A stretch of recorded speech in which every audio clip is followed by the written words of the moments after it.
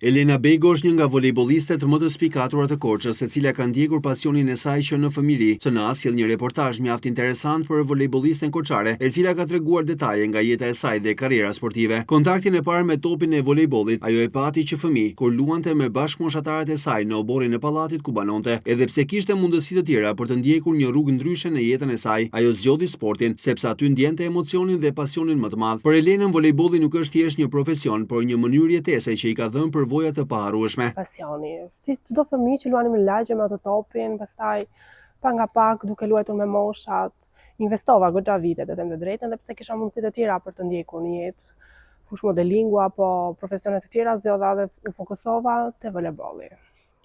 Atje ishte dëshira ime më e madhe, pasioni, emocionet patjetër që t'jep voleybolli, janë gjë më e bukur që mund të përjetoj një sportist ose një voleybollist më saktë, se çdo sportist që zgjedh një sport saktuar e zgjedh për pasion fillimisht, pastaj për anën financiare apo për gjërat e tjera. Dhe njëjta gjë ndodhi edhe me mua.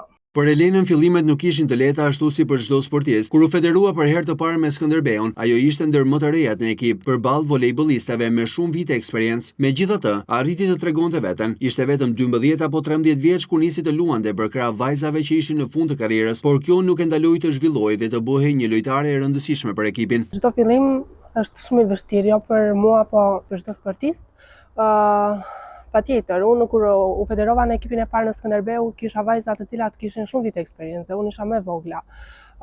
Kisha suport, kisha mbështetje, mu dha mundësia për të luajtur, sepse shikohet edhe kjo pjesa sa mundësi të jepet në një ekip ku ti mund të luash, dhe patjetër që unë gjeta të gjitha këto vitin e parë që erdha te Skënderbeu, dhe unë ndjeva të them të drejtën shumë komode, dhe pse ishte shumë e vështirë, unë isha shumë e vogël, mund të kemi qenë në 12-13 vjeç dhe vajzat e tjera mund të ishin 30, 32, disa ishin dhe në fund të karrierës, luajtëm bashkë vitin e fundit në Skënderbeu dhe ka qenë diçka shumë e bukur për mua.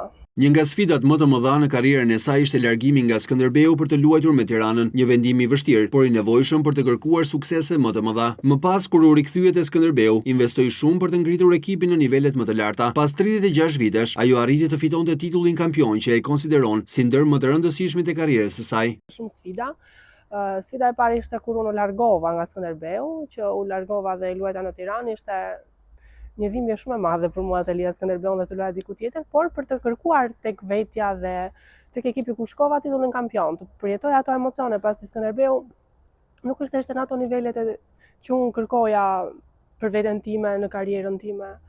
Dhe pastaj vështirë ka qenë prap kur u ktheva dhe u investua dhe donim që të kthenim në Korçë pas 36 vitesh titullin kampion apo Kupën e Shqipërisë. Të gjitha janë sfida, çdo vit ka sfidat e saj. Medaljet dhe titujt janë një pjesë e rëndësishme e rrugëtimit të saj, të cilat i ruan me krenari. Megjithatë, fitoria që i dha emocionet më të mëdha ishte ajo me Skënderbeun, pasi për të suksesi më i madh ishte të fitonte me qytetin e saj të lindjes. Një tjetër moment i rëndësishëm ka qenë veshja e fanellës kuqezi, një ndjesi unike për çdo sportist. Këtë duhet ta numëroj se i kam atje të sistemuara në cirtarin tim të gjitha medaljet, shumë medalje. Në Skënderbeu kanë qenë emocionet më të bukura në jetën time. Kur dola kampion në Marin Barleti, gjithmonë nuk isha 100% në lumturinë time dhe arritur si sportiste, pasi doja që ta fitoja me qytetin tim të lindjes, dhe aty kur e nisa karrierën si sportiste, por që emocionet më të mëdha dhe kur unë jam ndjerë plotësuar në karrierë kanë qenë titulli kampion në qytetin tim patjetër.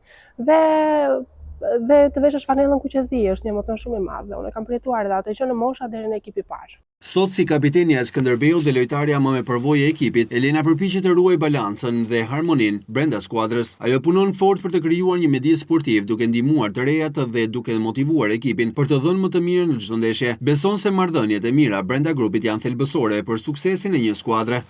Duke qenë se unë jam kapitenja dhe jam vajza më e madhe për momentin e ekipit Skënderbeut, patjetër që jam munduar që të mbaj gjithmonë balancat, të mbaj harmoninë e ekipit, të mbaj atë shpirtin e garës gjithkohës. Marrëdhëniet janë shumë të mira dhe shpresoj që deri në fund të vazhdojmë kështu.